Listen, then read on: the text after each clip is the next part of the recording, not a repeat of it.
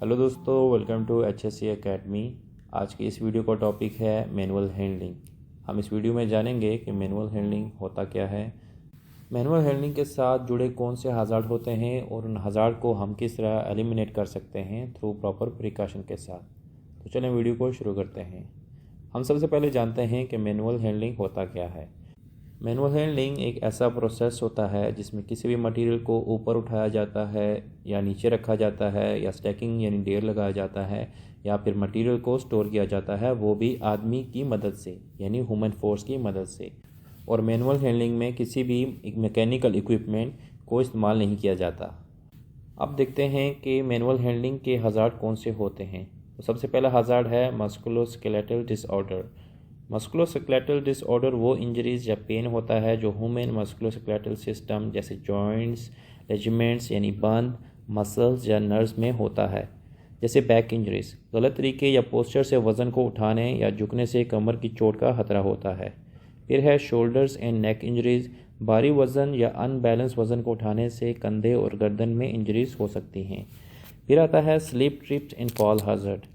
जब भी वर्कर किसी भी मटेरियल को उठाते हैं, जैसे दोनों हाथों से किसी बॉक्स को उठाना, तो उनको जो रास्ता है, जो रूट्स है, वो नज़र नहीं आता, जिसकी वजह से वर्कर के गिरने और फिसलने का खतरा बढ़ जाता है।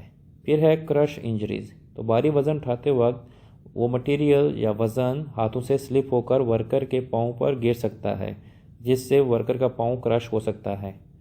फिर है रेपिटेटिव स्ट्रेन इंजरीज। बार बार एक ही किस्म की मूवमेंट करने से वर्कर के हाथों, कलाइयों और बाजुओं में इंजरीज हो सकती हैं। मिसाल के तौर पर वर्कर मैन्युअली कंक्रीट मिक्स करते हैं शावल की मदद से, तो ऐसा बार बार करने से उनकी कलाइयों और बाजुओं में इंजरीज हो सकती हैं। फिर आता है फटीग। मैनुअल हैंडलिंग की वजह से जिस्मानी थकान होती है। जैसे मिसाल के तौर पर एक वर्कर सारा दिन हैमर के साथ ब्लॉक को तोड़ता है और दूसरा वर्कर जो है वो पावर टूल के साथ ब्लॉक या दीवार को तोड़ता है। तो पहला वर्कर जो हैमर का इस्तेमाल कर रहा था वो ज़्यादा थकेगा या उसकी जो फटीग है वो ज़्यादा होगी as compare to second worker. फिर आता है कट एंड एब्रेजन, यानी कट लगना या ज़ख्म होना। जब वर्कर किसी शार्प मटेरियल या खुरदरे मटेरियल को कैरी करते हैं बगैर किसी सूटेबल PPE के, तो वर्कर को कट या एब्रेजन हो सकता है।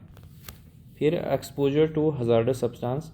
मैनुअल हैंडलिंग में हज़ार्डस मवाद से एक्सपोजर हो सकता है वर्कर का, अगर वर्कर प्रॉपर सेफ्टी प्रिकॉशंस नहीं लेते तो।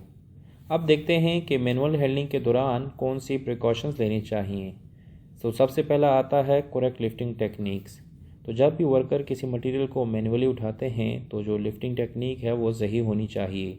वज़न को उठाते हुए हमेशा घुटने बेंड करके और कमर को सीधा करके और वज़न को जिस्म के करीब रखकर उठाना चाहिए। दूसरा है असेस द लोड। वज़न उठाने से पहले वर्कर को वज़न का अंदाज़ा लगाना चाहिए। अगर मटेरियल का वज़न ज़्यादा है तो वर्कर को दूसरों की मदद लेनी चाहिए या फिर वज़नी मटेरियल को उठाने से पहले कोई सूटेबल इक्विपमेंट का यूज़ करना चाहिए।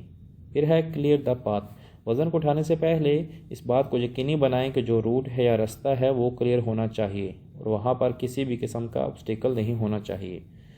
फिर आता है टेक ब्रेक। वर्कर को मैनुअल हैंडलिंग के दौरान मुसलसल काम करने से बचना है और दरमियान में वक्फा या ब्रेक लेनी है ताकि जिस्मानी थकान से बचा जा सके। फिर आता है प्लेस द लोड करेक्टली। जब भी वज़न या मटेरियल को नीचे रखते हैं तो सही टेक्निक का इस्तेमाल करना चाहिए, जैसे घुटनों को मोड़ना और कमर को सीधा रखना है।